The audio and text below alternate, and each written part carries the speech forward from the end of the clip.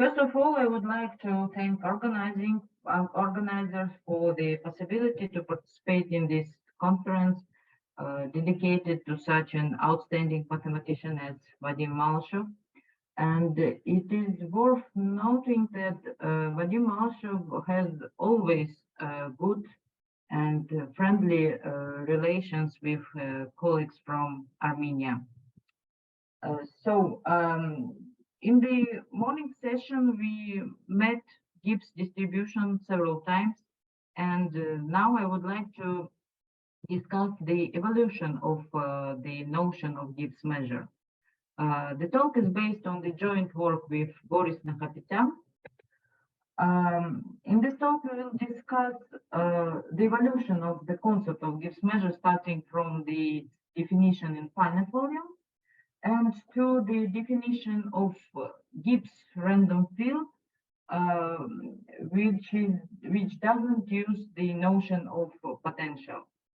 Then I will touch upon the Dobrushin thesis and the Dobrushin problem on the Gibbsian description of non-Gibbsian random fields.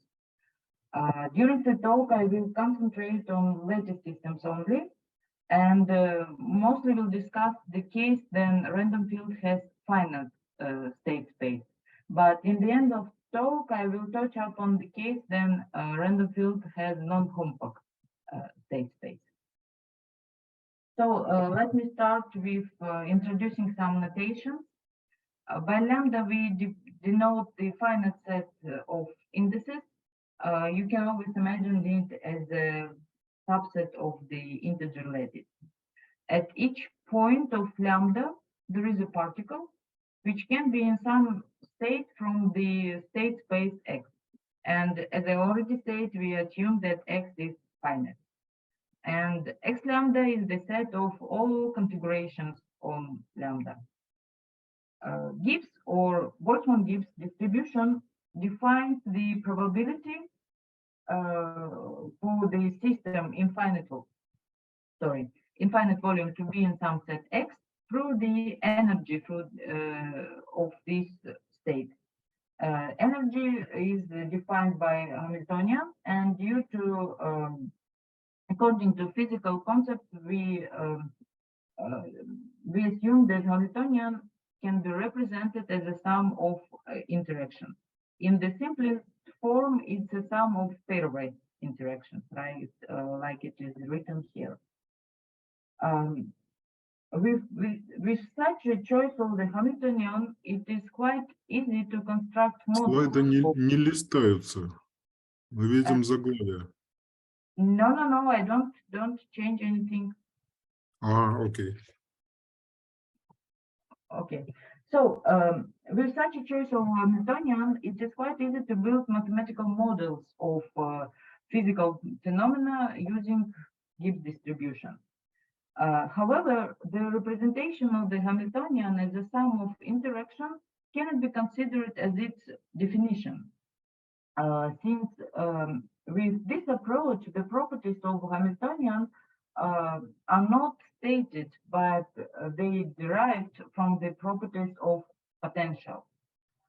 Further, as you know, potential energy cannot be exactly computed.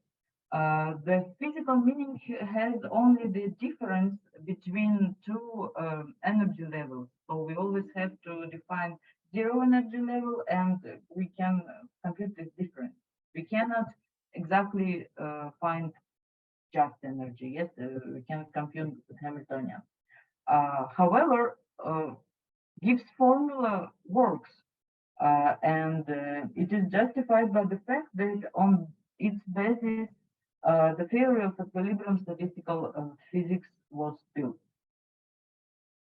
So Gibbs formula came from the physics, but this is a mathematical formula, and mathematics introduces limitations which must be reckoned with. So I suggest to consider Gibbs formula from the mathematical point of view. Using this formula, we can define this probability distribution P through the function h. But this formula cannot be inverse. We cannot define H from P. We can only define it up to some constant. This is, of course, consistent with the physical concepts, but from the mathematical point of view, so this formula is not inversible. But if we consider the function on two variables, which can be interpreted as a transition energy, then everything becomes quite good. So the main point here is the fact that there is a relationship between probability and energy. By probability on finite effect lambda, we understand some set of positive numbers whose sum equals to 1. And by transition energy, we understand the function on two variables, which can be interpreted as an energy we need to spend to change the state of the system from X to U. Due to the energy conservation law, this function has to satisfy this relation, which can be called balance equation. And the connection between these two fundamental objects, probability and energy, is the following. For a set of numbers to be a probability distribution, it is necessarily sufficient that its elements have this Gibbs form. And this formula can be inversed, and we can show that delta is logarithm of this fraction. Since delta satisfies balance equation, it can be shown that there is a function, some function h, such that each value of delta equals to difference of values of this function h. And this function can be interpreted, can be considered as a Hamiltonian. And now we can see why Gibbs formula works, because we have this relation between probability and delta. And if excuse me for interrupting you. We see the first page of your presentation. Is it okay? No, it's not okay. I came far away from the first page. I think you are sharing another window. You use. Oh, I'm so sorry. Other window.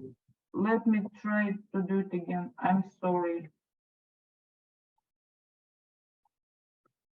Oh, okay. Oh, I'm really sorry. Let me go through these first slides very quickly again.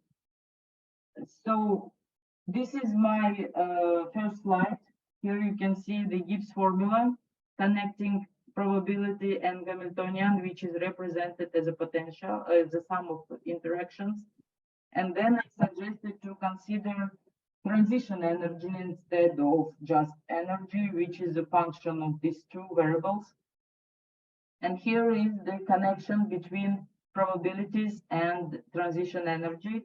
So we have probability if and only if these numbers can be represented in Gibbs form with delta. Okay. So the main characteristic property of transition energy is written here.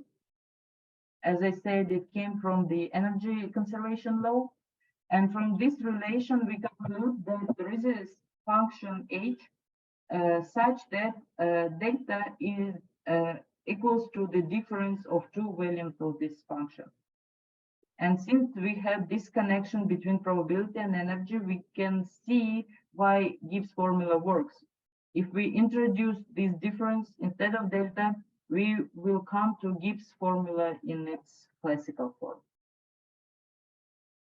Okay, so in the second half of last century, the idea of studying idealized physical systems in infinite volumes became generally accepted. This was justified by the fact that the most important properties of large systems, such as, for example, phase transition manifest themselves more clearly in limiting objects, it is in systems with infinite number of particles. There are different approaches to define such systems. Rare considering such called limiting correlation functions, Min-Loss introduced the notion of limiting Gibbs distribution, and Dobrushin and independently Lanford and Ruel introduced the concept of Gibbs random field. Under random field on the lattice, we understand the probability measure on this measurable space by bit VZD. We denote the sigma algebra generated by cylinder subset of XZD. So the approach suggested by Dobrushin and Lanford and Ruel is usually called DLR approach or DLR definition. Dobrushin suggested to consider Hamiltonian with infinite boundary condition, which includes not only interactions inside finite volume, but also interactions of the particle in lambda with infinite environment. So here is this term. Of course, we have to put some convergence conditions on these infinite sum. Usually, we consider uniform convergence. Now, if you substitute this Hamiltonian into Gibbs formula, you will obtain functions which behave like conditional distributions. And here we come to the following definition of Gibbs random field, sometimes called DLR definition, as I said. So random field is Gibbs random field if its conditional distributions can be represented in this Gibbs form with some uniformly convergent potential field. Having with the definition, we come to the following questions at once. First of all, if we have some potential field, do we have Gibbs random field corresponding to this potential? Is this field unique? What properties does it have? And other questions. So in his now classical works, Dobrushin started to develop probabilistic approach to the physical notion of Gibbs distribution corresponding to the potential. He developed a theory of description of random fields by consistent systems of conditional distributions called specifications.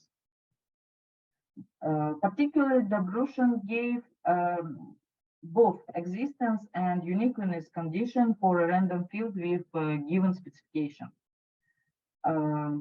It should be noted that existence condition is given on the elements of the whole specification, while uniqueness condition is put only on one point subsystem of specification. Understanding this disharmony, Dobrushin posed a problem of description of random fields in terms of one-point conditional distributions. He considered this problem himself, but he didn't came to the final solution. Solution to the Dobrushin problems was obtained by Dashan and Khachatryan in terms of one specification.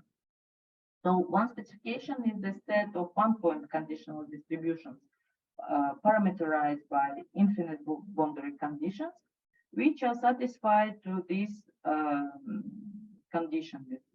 You can see here is a cycle. One specification uniquely determines specification considered by Dobrushin, and this specification is unique, as I said, yes, and it inherits properties of one specification, such as positivity, quasi-locality, or Markov property. And now Dobrushin theory is formulated in a uniform way, so we can use only one point system. Okay. Another question considered in the DLR framework is what random fields are Gibbsian, or what random fields admit a Gibbs description? This question was considered by several authors for various classes of random fields, for example, Markov random fields or random fields which conditional distributions are quasi-local, and also for Gaussian random fields. The main approach here is the following. So let's fix some configuration theta and consider this function, which is a logarithm of the ratio of conditional probabilities. Then we have to represent this function as the sum of local interactions, potential, and show that this potential is uniformly convergent. This is done to show that H is Hamiltonian. So this approach contains a lot of unnecessary difficulties. And one of the reasons why we have these difficulties is because there was no definition, axiomatic definition of Hamiltonian. We only have a representation of Hamiltonian as a sum of potentials. Such a definition was given by Dobrushin and Khachatryan after introducing the notion of transition energy field. So again, let's consider the logarithm of this ratio as a function on two variables, not a function on one variable like here with some fixed configuration theta. Yes, we have xu and here xu. This function can be interpreted as an energy needed to change the state of the system from x to u in some finite volume V, then boundary condition outside this volume x bar is fixed. Again, from the energy conservation law, we put two main conditions on this function, these two conditions. From the first condition, we conclude that delta can be represented as a difference of some function, h. But from the second condition on delta, we have also a condition on the h, which lead us to the definition, axiomatic definition of Hamiltonian. So Hamiltonian is a set of functions which satisfy this equation. And now it can be easily seen that logarithm of these ratios is indeed Hamiltonian. You can substitute this function here, and you will see that this condition is satisfied. So there is no need to find corresponding potential. Moreover, the following statement is true. For a set of functions to be a specification, it is necessary and sufficient that its elements have Gibbs form. This result is the solution to the Ruel's problem, which he formulated in his book, Thermodynamic Formalism. The question was, how wide is the class of specification which can be represented in Gibbs form? And now you see that all positive specification admits Gibbs representation. As I have already noted, all Dobrushin theory can be formulated in terms of one-point systems only. Particularly, there is a definition of one-point transition energy. Here it is given. And one-point transition energy determines transition energy field, delta, by this formula, by simple summation. This is one of the features of transition energy which energy Hamiltonian does not possess. You cannot represent Hamiltonian as the sum of one-point Hamiltonians. Using this definition of one-point transition energy, there is a definition of one-point Hamiltonian as a set of functions satisfying this condition. And this theorem gives a representation of one specification. So for a set of functions to be one specification, it is not sufficient that its elements have Gibbs form. Now, having formulation of Dobrushin theory in terms of unspecification and the axiomatic definition of Hamiltonian, we can introduce this revised definition of Gibbs random field in the framework of DLR approach. So a Gibbs random field is a Gibson, if a random field is a Gibbs random field if its one-point conditional distribution can be represented in Gibbs form with some quasi-local one-point Hamiltonian. As you see, the DLR definition is the base for the on which the mathematical statistical physics was built. On this theory of mathematical statistical physics, we can look from two points of view: physical and mathematical probabilistic.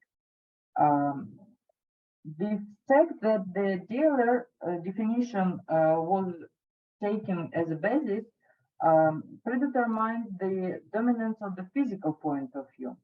As a result, mathematical statistical physics acquired the structure inherent in physical theories. In essence, it was built as a theory of mathematical models of statistical physics. At the same time, the probabilistic point of view was not properly developed. And the reason is clear. At that time, there was no probabilistic definition of Gibbs random field, which by probabilistic I mean that such a definition which does not use physical concept of potential. The typical scheme of the theory of random processes is as follows. First, we give definition of random process, usually in terms of its finite dimensional or conditional distribution. Then the most important properties and general facts are established, and to construct examples, models of random processes, the main role is played by representation theorem. Such theorem allows us to express main characteristic of the process in terms of simple or well-studied non-random objects. For example, we use a stochastic matrix in the theory of Markov chains or spectral densities for stationary processes. But in the case of Gibbs random fields, the situation was opposite.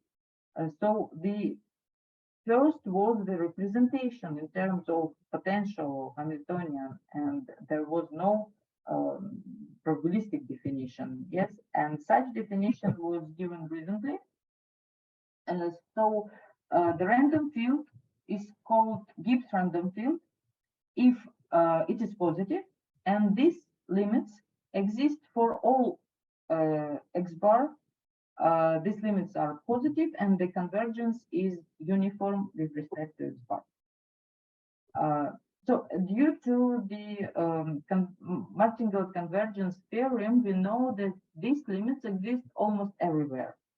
But if for some random field, these limits exist for all x bar and the convergence is uniform, so such random fields we call Gibson.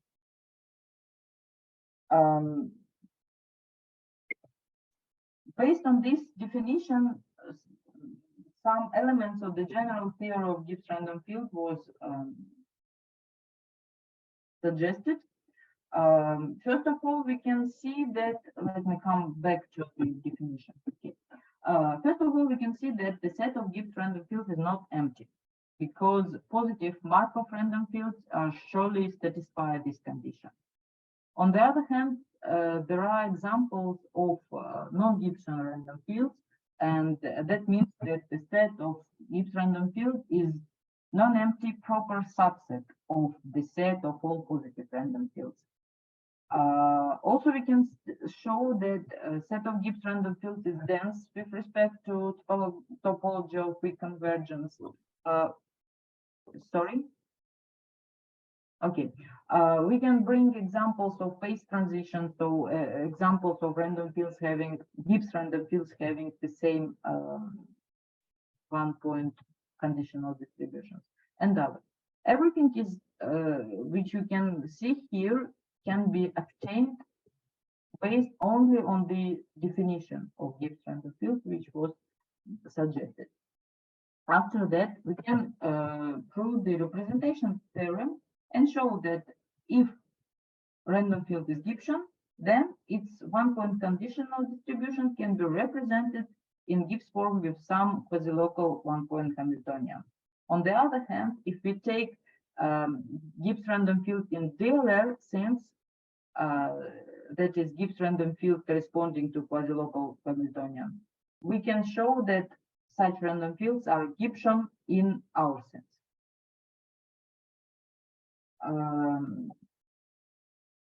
Okay, under dealer approach, the notion of Gibbs random field and the possibility of Gibbs representation of conditional distributions were considered together. In our approach, we distinguish these two notions. So we have definition of Gibbs random field and we have Gibbs representation of conditional distributions separately.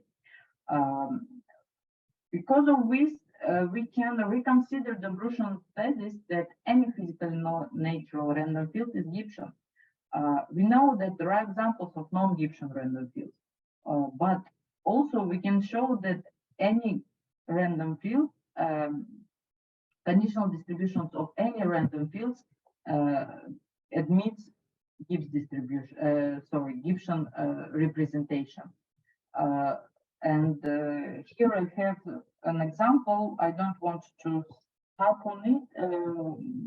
So the main idea is that mixture of Bernoulli random field is not Gibbsian. But using our approach, we can construct the Hamiltonian for conditional distribution of this mixture. And you can see that this Hamiltonian depends on the whole infinite configuration, so it cannot be represented as a sum of local interactions. But this function indeed satisfies the axiomatic definition of Hamiltonian, so it's indeed a Hamiltonian. And do I still have some time? Yeah, maybe 5 minutes.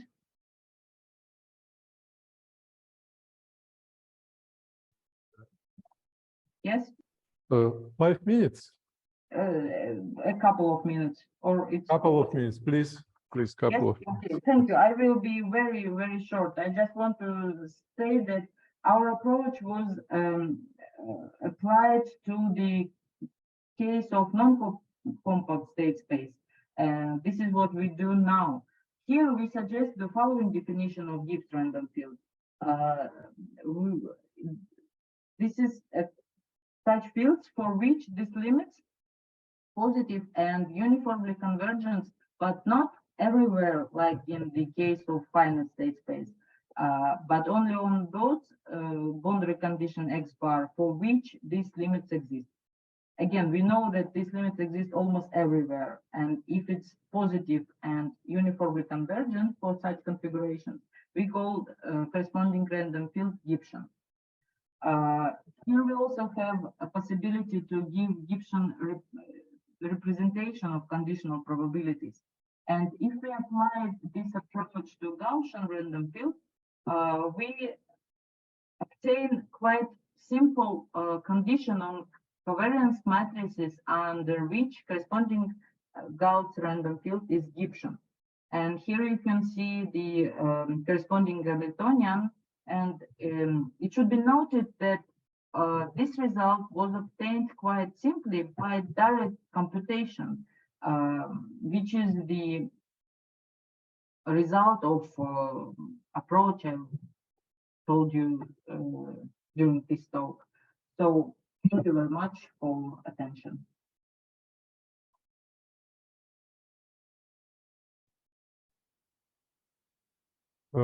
Some questions, please, from Zoom. Oh, Vasily. Approved. One question, Tatiana, please. Linda, how important for you that your system is on ZD? It seems like you can make it for arbitrary graph.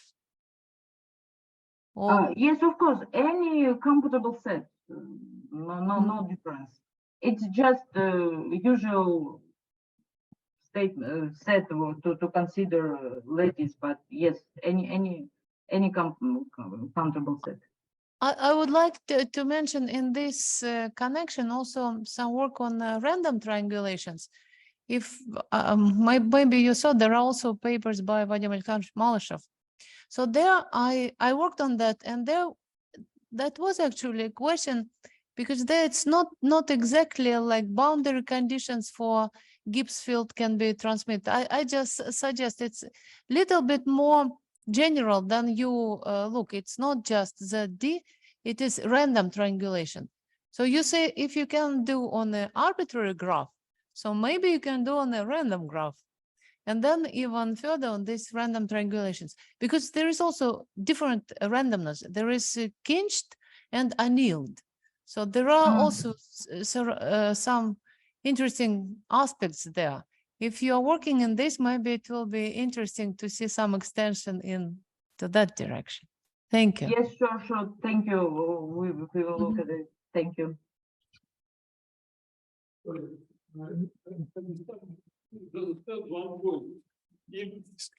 If you have a Can you repeat? compact or locally compact space of spin, what is positive random field? What is positive? A positive means it has positive densities. So the densities strictly Density with respect to what? What is density? with respect to corresponding measure, you define the, what do you call the free measure, yes? Then you define state space X, you define some sigma algebra on it, and the free measure on this pair. So So there is random field has Fixed to measures, some reference measure on its space, yes? Or have, what? yes, with respect to Okay, it. thank Mhm. Thank you, understand. Thank you. Oh, sorry, I try to speak very quickly, so maybe I skipped something.